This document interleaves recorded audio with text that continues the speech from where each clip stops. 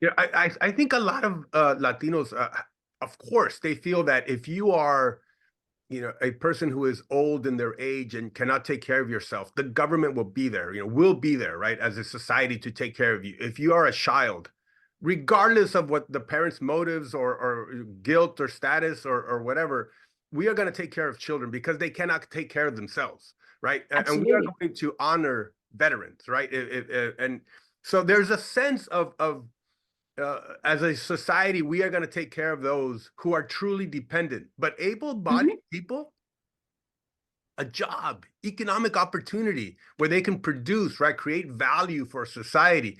That's where we should be, of course, emphasizing our public policy.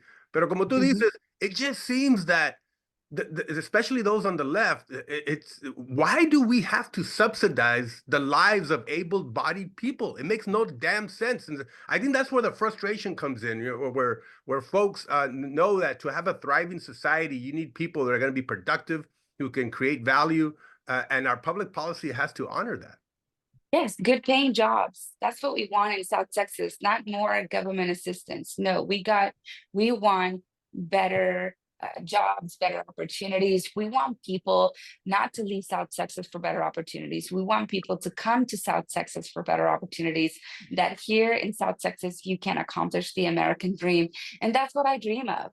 I dream that those here in South Texas don't have to leave the 956 to get a good paying job, that Americans all over the United States are coming here to get a good paying job. And Mhm. many people are doing very well here in South Texas, but the majority are not. And that's what I'm talking about. Yeah, very, very much so. And it's a battle of ideas and policies. I think sometimes people we maybe focus too much on the party name, and there is a place to that. But I think folks, what they need to do, mentioning, I think you mentioned your father, who for years was a Democrat, but you said like really his values and the principles that he brought you and your family up were conservative.